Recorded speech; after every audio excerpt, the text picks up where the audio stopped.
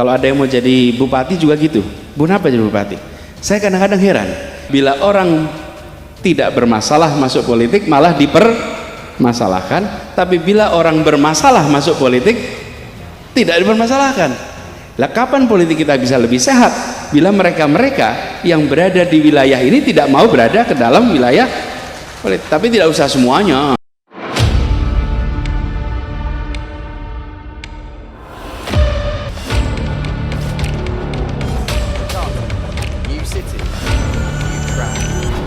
Formula E debut.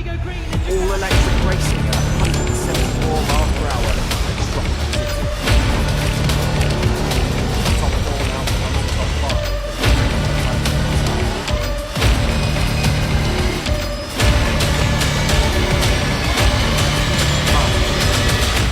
5. No turning back.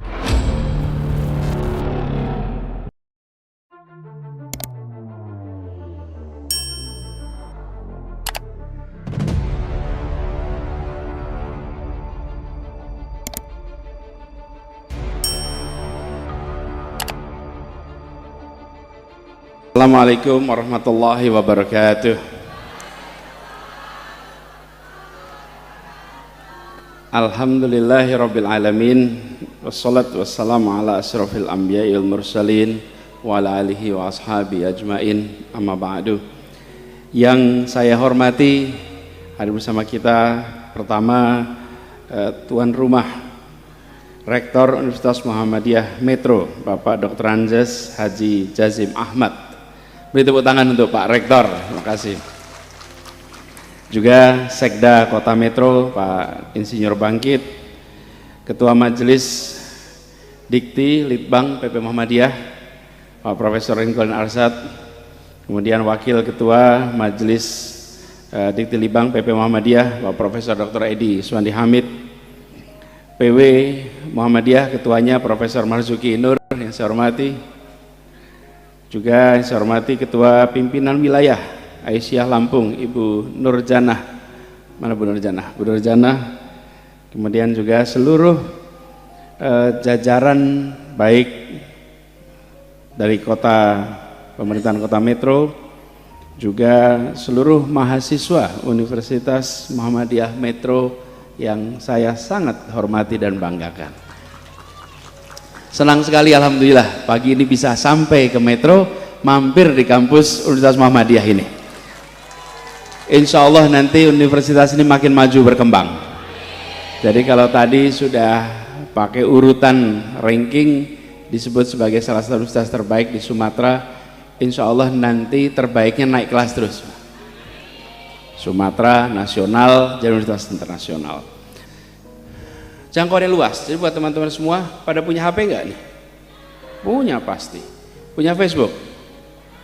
Punya. Punya Twitter? Punya. Punya Instagram? Punya. Siapa temannya di situ?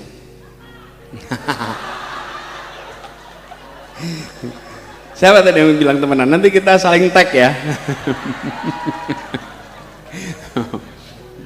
Nah, jadi teman-teman sekalian, pertanyaannya ini adalah sebuah penyambung yang dahsyat. Serius penyambung dahsyat.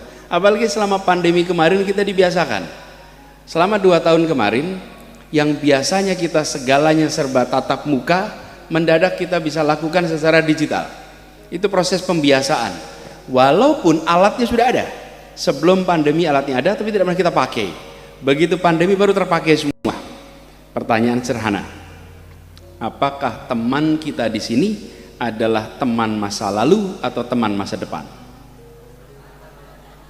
Oke, kalau yang ada di sini teman SD, teman SMA, teman SMP, teman kuliah, maka sesungguhnya alat canggih ini hanyalah alat untuk melanggengkan hubungan masa lalu.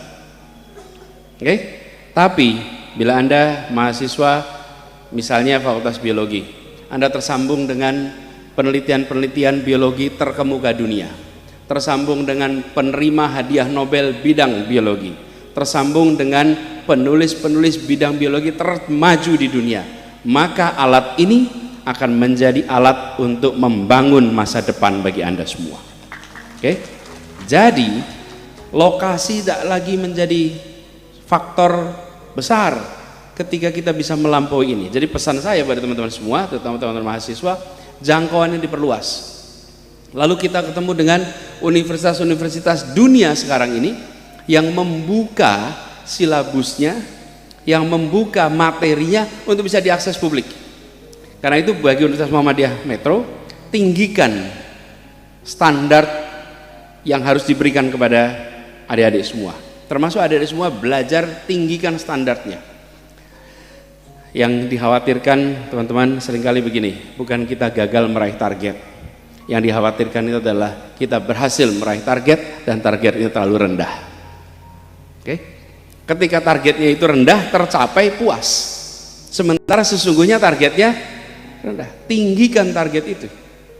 Karena itu setarakan bagi mahasiswa yang kuliah di Metro, jangan setarakan dengan Bandar Lampung, jangan setarakan dengan Jakarta, jangan setarakan dengan Bandung, jangan setarakan dengan Jakarta, tapi setarakan dengan Jogja, setarakan dengan anak-anak yang kuliah di universitas-universitas terbaik dunia. Setarakan ke situ, sehingga lompatannya itu jauh. Nanti teman-teman semua akan punya jangkauan prestasi yang insya Allah akan membanggakan bagi universitas ini. Yang penting barangkali bisa bekal untuk semuanya. Ilmu yang kita dapatkan tidak untuk diterapkan. Metodenya, ilmunya bukan diterapkan. Ini yang saya ingin garis bawahi. Bukan menerapkan ilmu, tapi menyelesaikan masalah menggunakan ilmu yang kita miliki. Beda sekali itu. Yang satu mengaplikasikan, yang satu menyelesaikan masalah.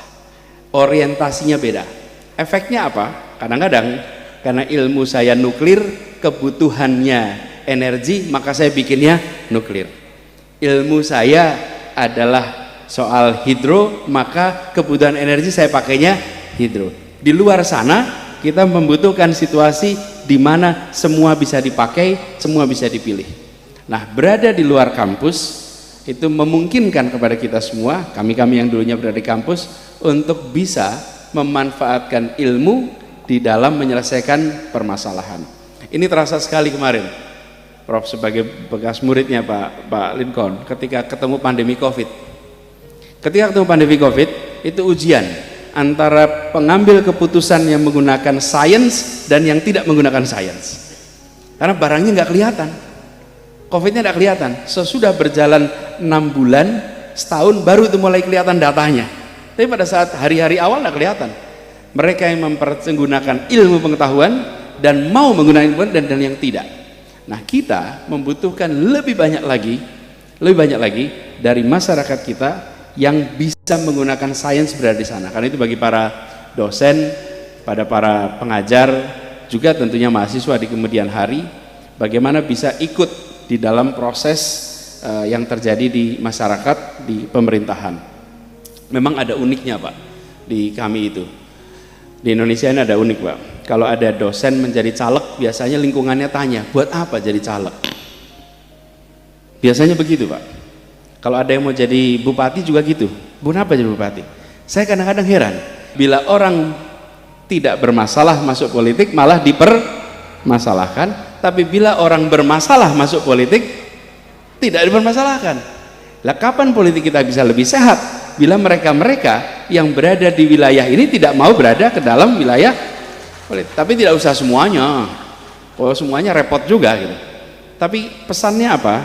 Apa yang didapat di kampus, bekal berpikir sistematis, berpikir terstruktur, analitik, kritis, itu bekal yang luar biasa untuk mengambil keputusan-keputusan yang ada di wilayah politik, wilayah kemasyarakatan. Dan inilah bedanya antara menerapkan ilmu dengan kita menyelesaikan masalah menggunakan ilmu yang kita miliki.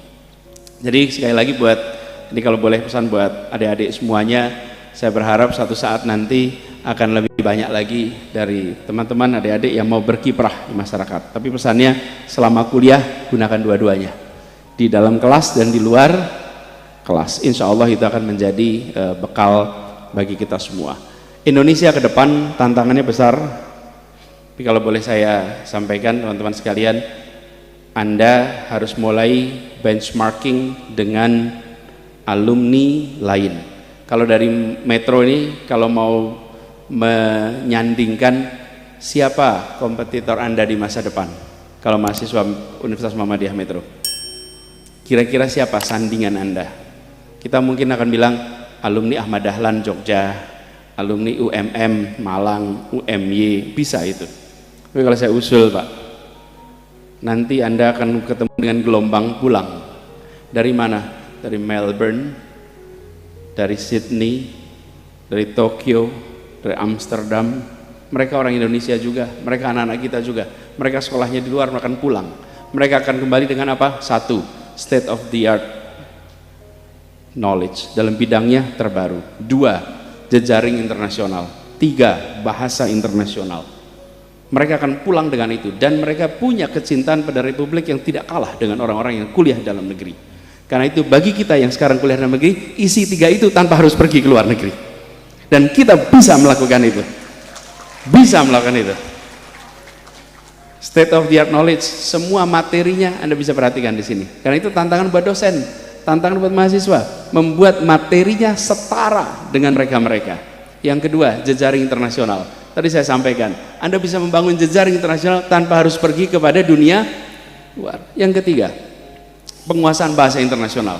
Anda harus kuasai bahasa internasional. Ini bukan bahasa asing ya, bahasa internasional. Bahasa asing itu bahasa Thailand juga bahasa asing. Bahasa Burma itu juga bahasa asing. Bahasa internasional itu bahasa Inggris, Arab, Mandarin misalnya itu. Ambil salah satu. Gunakan tiga ini. Jadi saya pesan kepada semua, mau unggulan ke depan, tiga ini. Kenapa? Karena Anda akan ketemu dengan generasi baru yang pulang dari mana-mana dan mereka akan mewarnai Indonesia. Insya Allah mahasiswa Universitas Muhammadiyah Metro akan bisa menjadi pemenang di masa depan. Semoga kita semua dimudahkan dalam jalan amanat ini, dan izinkan saya mengakhiri sekaligus mohon doanya agar amanat yang dititipkan pada kami bisa jalankan dengan baik. Ini tidak lama lagi selesai Pak, insya Allah 5 bulan lagi saya tuntas di kantor gubernur. Habis itu kita santai lagi, kita lihat lagi berikutnya apa, kita kerjakan satu persatu. Jadi mohon doanya biar menjalankan amanat dengan baik satu persatu. Betul ya? Dan juga yang di sini di Universitas Muhammadiyah Metro makin maju, makin berkembang. Pak Rektor insya Allah diberikan kemudahan dalam memimpin, dan juga para dosen semuanya. Terima kasih, kurang lebih mohon maaf. Assalamualaikum warahmatullahi wabarakatuh.